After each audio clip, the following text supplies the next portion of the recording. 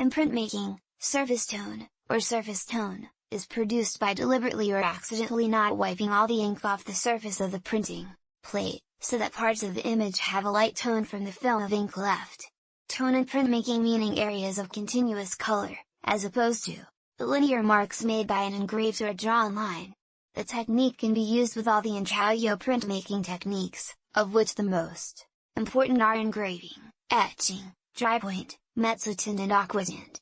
It requires individual attention on the press before each impression is printed, and is mostly used by artists who print their own plates, such as Rembrandt, the first master of this art, who made great use of it. Before the invention of tonal intaglio techniques such as mezzotint and aquatint, surface tone was really the only way to add tonal effects, but the technique sometimes continued to be used with the new tonal techniques, especially in the etching revival that began around 1850. The most visible characteristic of was an obsession with surface tone.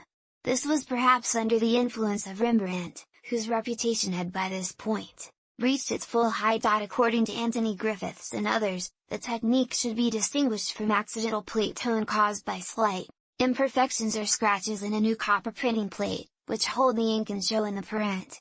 These generally disappear after a few impressions are printed, and are taken as a sign that an impression is a very early one. However, some scholars use the terms as synonyms.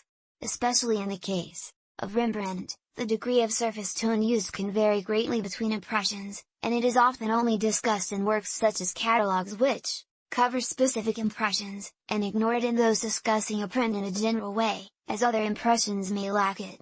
Especially if heavy, it also tends to reproduce badly in book illustrations, smothering detail, and is often avoided for that reason. A note at the start of the most widely available book reproducing all Rembrandt's prints explains that, where possible, impressions without surface tone were selected for this reason.